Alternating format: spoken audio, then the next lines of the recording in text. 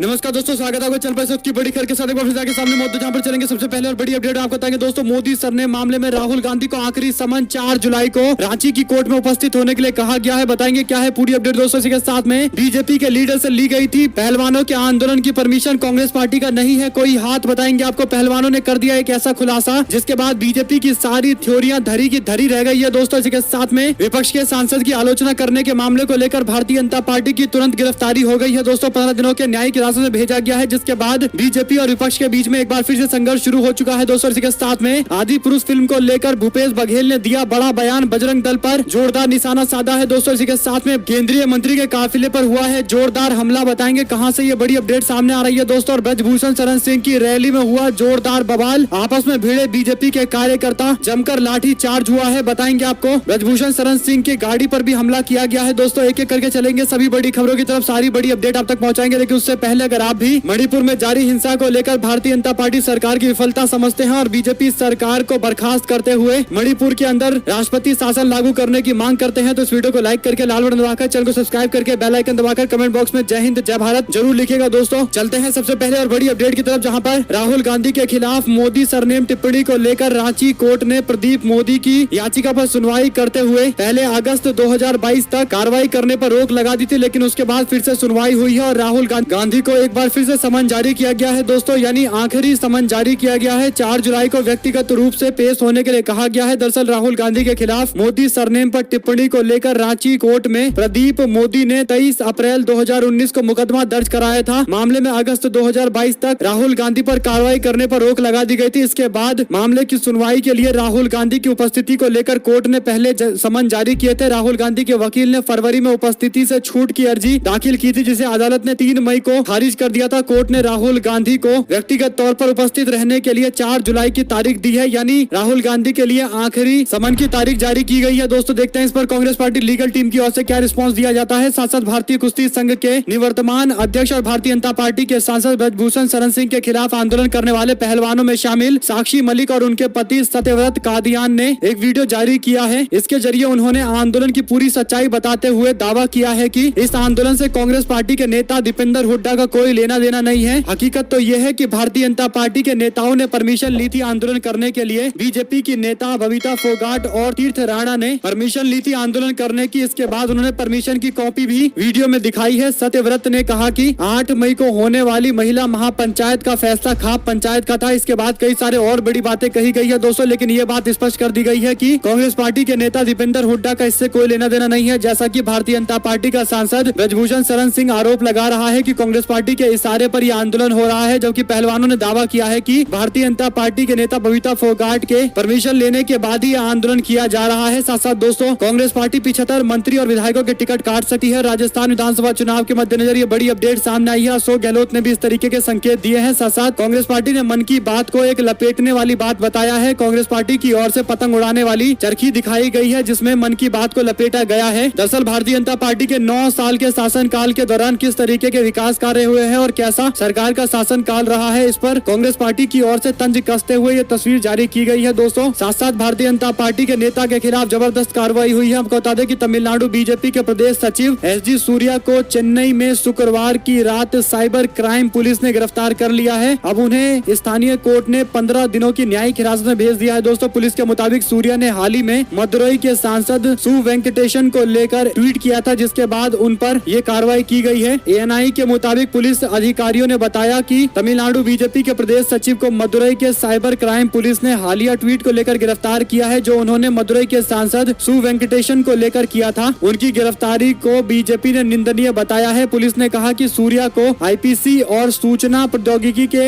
अधिनियम के तहत धाराओं में गिरफ्तार किया गया है। आपको बता दें कि अपने ट्वीट में सूर्या ने वेंकटेशन पर एक सफाई कर्मी की मौत के बाद पर्याप्त कार्रवाई न करने का आरोप लगाया था, जब उसे मल से भरे नाले की सफाई करने के लिए कहा गया था। सांसद वेंकटेशन को लिखे पत्र में सूर्या ने इस घटना की कड़ी आलोचना की थी। इसके बाद दोस्तों गिरफ्तारी की गई है। इस पूरे मामले पर अब तमिलनाडु के अंदर राजनीति एक बार फिर से गर्म हो गई है। साथ साथ आदि पुरुष फिल्म को लेकर भूपेश बघेल की ओर से तीखी आलोचना की गई है दोस्तों। छत्तीसगढ़ के मुख्यमंत्री भूपेश बघेल ने कहा कि आदि पुरुष फिल्म में बजरंग बली के मुंह से वो शब्द बुलवाए गए हैं जो बजरंग दल के कार्यकर्ता के शब्द होते हैं। उन्होंने कहा कि मैं इसकी कड़ी निंदा करता हूं। भूपेश बघेल ने कहा कि जनता देख रही है, अगर जनता की मांग हुई तो इसे बैन करने पर विचार किया जाएगा। भूपेश बघेल ने कहा कि इस फिल्म में भगवान राम को युद्धक राम के रूप में दिखाया गया है, भगवान हनुमान को इसी रूप में दिखाया गया है। उन्होंने कहा कि इस फिल्म में संवाद जो किए गए हैं वो अमर्यादित है और फिल्म में शब्दों का चयन अनुचित है। भगवान हनुमान के संवाद बहुत ही निम्न स्तर के हैं, बहुत खराब ढंग से संवाद कहे गए हैं। भूपेश बघेल ने कहा कि हमने जो रामचरितमानस और रामायण पढ़े हैं और टीवी पर देखा है उससे ठीक विपरीत आदि पुरुष फिल्म में दिखाया गया है। आदि पुरुष को आज की पीढ़ी देखेगी तो उस पर गलत प्रभाव पड़ेगा। छत्तीसगढ़ के मुख्यमंत्री ने बैन करने को लेकर भी संकेत दिए हैं। दोस्तों उन्होंने कहा कि अगर जरूरत पड़ेगी तो ऐसा किया जाएगा। कुल मिलाकर भारतीय जनता पार्टी के लोगों को लेकर कांग्रेस पार्टी हमलावर है, क्योंकि बीजेपी के लोग इस फिल्म का प्रचार पहले कर रहे थे, लेकिन अब भाजपा के लोग खुलकर बोलने से बच रहे हैं, लेकिन कांग्रेस पार्टी को बड़ा मुद्दा मिल गया है। दोस्तों इसी के साथ में एपी न्यूज सी वोटर की ओर से कराए गए सर्वे में सवाल पूछा गया कि क्या सॉफ्ट हिंदुत्व की राह पर चलने से कांग्रेस पार्टी को फायदा पहुंचेगा या नुकसान होगा। तो 43% लोगों का मानना है कि कांग्रेस पार्टी को फायदा पहुंच सकता है, 36% लोगों का मानना है कि इससे कांग्रेस पार्टी को नुकसान होगा, जबकि पता नहीं कहने वाले लोगों की संख्या लगभग 21% है। आपको बता दें कि सॉफ्ट हिंदुत्व को लेकर कांग्रेस पार्टी पर इसलिए सवाल खड़े हुए हैं क्योंकि हाल फिलहाल में प्रियंका गांधी 12 जून को मध्य प्रदेश पहुंची थी, जहां पर उन्होंने पार्टी का कैंपेन शुरू किया है। पार्टी ने बड़े बड़े वादे किए हैं दोस्तों, लेकिन उससे पहले प्रियंका गांधी ने नर्मदा माता की आरती की है और कई सारे मंदिरों में जाकर भगवान के दर्शन किए हैं। और ऐसे में अब राजनीतिक पंडितों का मानना है कि कांग्रेस पार्टी सॉफ्ट हिंदुत्व की तरफ जा रही है, जबकि कांग्रेस पार्टी अपने इमेज सुधारने के लिए ऐसा कर रही है, क्योंकि भारतीय जनता पार्टी ने कांग्रेस पार्टी को लेकर जो इमेज डिजाइन की थी उससे कांग्रेस पार्टी को काफी नुकसान हुआ था। ऐसा स्पष्ट तौर पर देश के पूर्व रक्षा मंत्री AK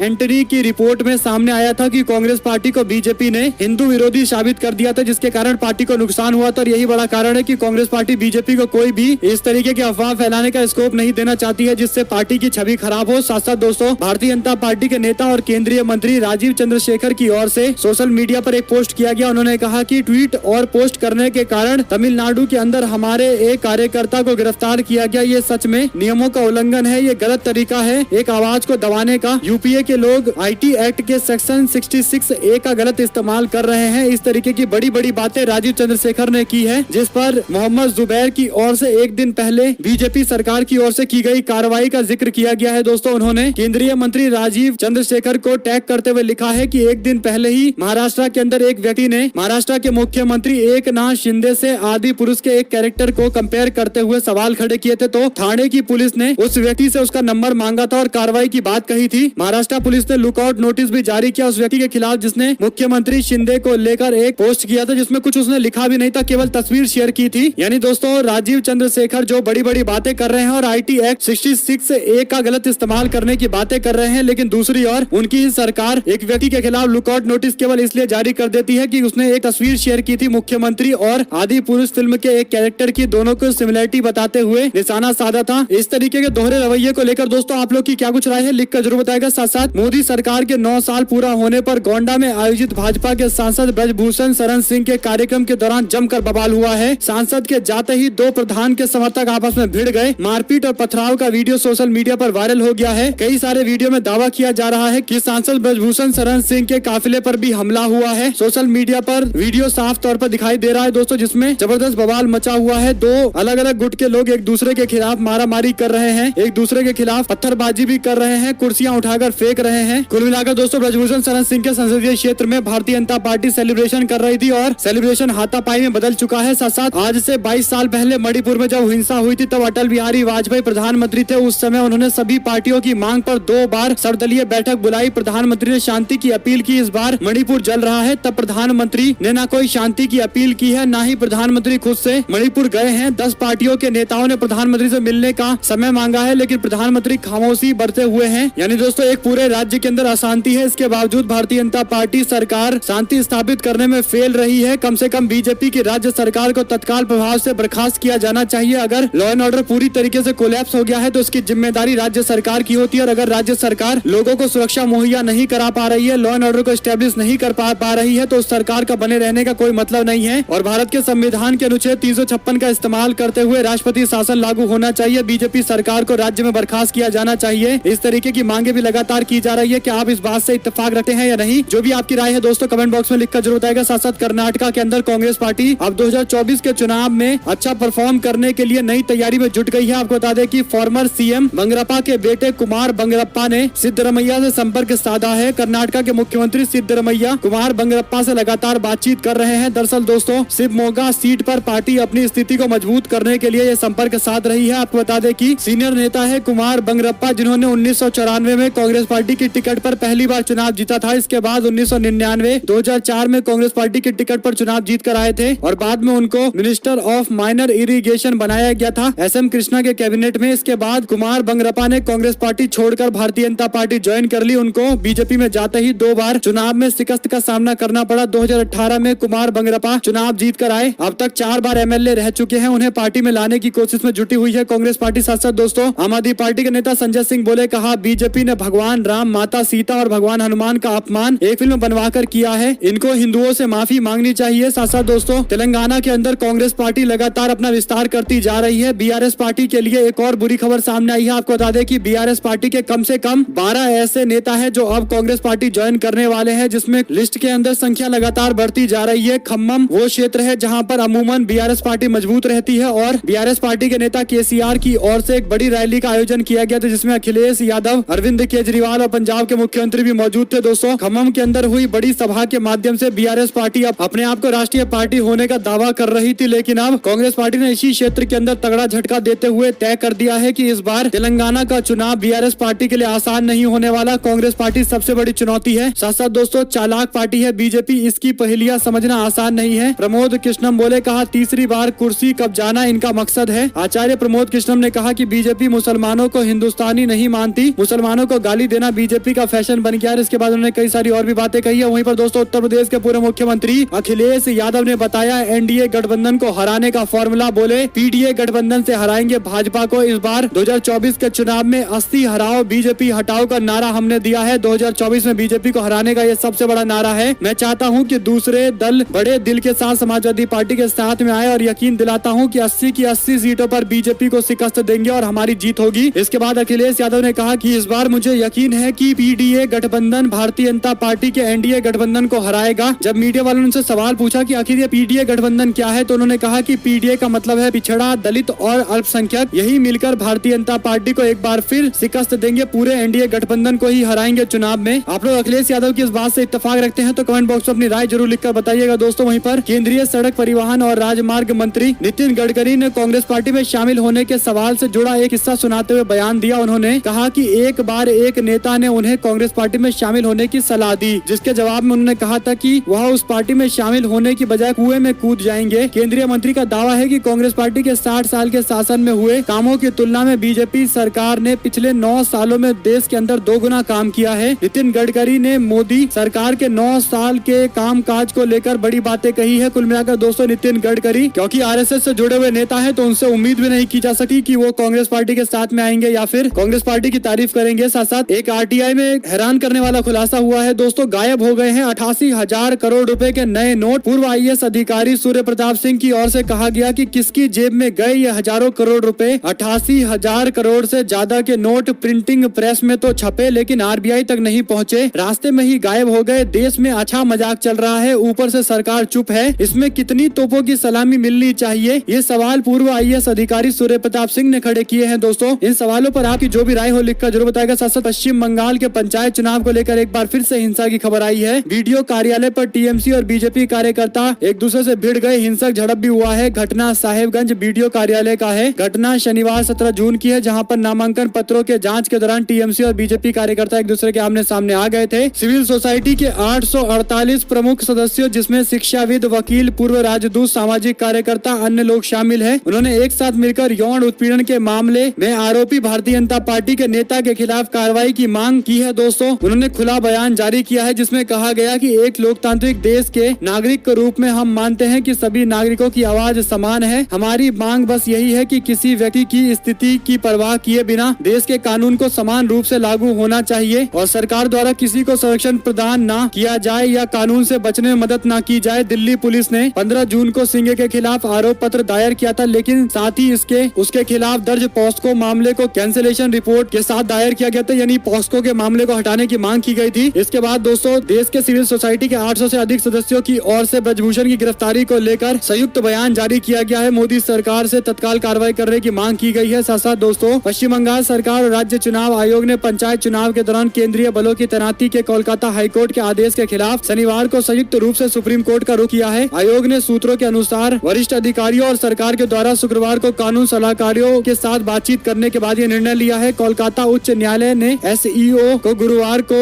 48 घंटे के भीतर राज्य के अंदर पंचायत चुनाव करने के लिए केंद्रीय बलों की मांग करने और तैनात करने के निर्देश दिए थे। कुल मिलाकर दोस्तों, जब चुनाव आयोग कह रहा है कि हमें किसी केंद्रीय बल की कोई आवश्यकता नहीं है, राज्य पुलिस बल अपने आप में कैपेबल है स्थिति को संभालने के लिए और चुनाव करवाने के लिए, तो आखिर जबरदस्ती केंद्रीय बलों को क्यों नियुक्त किया जा रहा है, ये अपने आप में एक बड़ा सवाल है। हालांकि सुप्रीम कोर्ट मामला पहुंचा है, देखते हैं हाईकोर्ट के फैसले को बदला जाएगा या नहीं बदला जाएगा। साथ साथ दोस्तों, किसान आंदोलन के बाद देश में अब युवा आंदोलन की तैयारी चरम पर है। महंगाई और भीषण बेरोजगारी को लेकर उपजे असंतोष अब आकार लेता जा रहा है। इन चुनौतीपूर्ण और बड़े कार्यों के पीछे राष्ट्रीय युवा नेता अनुपम और उनकी टीम है। हाल ही में उन्होंने उनकी पहल पर 113 संगठन और समूहों के साथ आकर संयुक्त युवा मोर्चा का गठन किया है। एक व्यापक आंदोलन की जमीन तैयार करने के उद्देश्य से देश भर में बैठकों का दौर लगातार जारी है। ज्ञात हो कि बीते 3 अप्रैल को देश में 22 राज्यों में आए समूह और संगठनों ने रोजगार के मसले पर दिल्ली में जुटकर संयुक्त युवा मोर्चा का गठन किया था। बैठक में युवा नेताओं और विभिन्न राज्यों के भर्ती समूह और रोजगार के मसले पर कार्य कर रहे संगठनों ने हिस्सा लिया। साथ साथ दोस्तों, मणिपुर हिंसा को लेकर एनपीपी ने भारतीय जनता पार्टी को अल्टीमेटम देते हुए कहा कि अगर सूबे के अंदर स्थिति वापस से नॉर्मल नहीं हुई तो वो भारतीय जनता पार्टी के गठबंधन से अलग हो जाएंगे। मणिपुर में बीते करीब 1.5 महीने से लगातार हिंसा जारी है और ऐसे में भारतीय जनता पार्टी को उसके अपने सहयोगी ने ही धमकी दी है। दोस्तों, साथ साथ कानपुर पुलिस के वायरल वीडियो पर अखिलेश यादव ने साधा निशाना, कहा जनता ये झूठा नाटक पहले भी देख चुकी है। साथ साथ दोस्तों, राहुल गांधी और ट्विटर के पूर्व सीईओ पर बरसी बीजेपी, कहा एसजी सूर्या की गिरफ्तारी पर क्यों चुप है ब्रांडेड पाखंडी। तमिलनाडु में भाजपा के राज्य सचिव एसजी सूर्या की गिरफ्तारी को लेकर मंत्री राजीव चंद्रशेखर ने हमला किया है। स्टालिन सरकार को निशाने पर लिया गया है। दोस्तों, इसी के साथ में आम आदमी पार्टी कहते हैं दिल्ली पंजाब छोड़ दो। पटना की बैठक से पहले विपक्षी एकता पर कांग्रेस पार्टी के नेता प्रमोद कृष्णम का तंज। कांग्रेस पार्टी के वरिष्ठ नेता आचार्य प्रमोद कृष्णम ने ट्वीट किया। उन्होंने कहा कि आम आदमी पार्टी कहती है कि दिल्ली और पंजाब छोड़ दो, अखिलेश यादव कहते हैं कि यूपी छोड़ दो, ममता बनर्जी कहती है बंगाल छोड़ दो, केसीआर कहते हैं तेलंगाना छोड़ दो, वाईएसआर जगन कहते हैं आंध्र प्रदेश छोड़ दो, एमके स्टालिन तमिलनाडु छोड़ने के लिए कहते हैं। किसी दिन पवार भी बोल देंगे कि महाराष्ट्र छोड़ दो।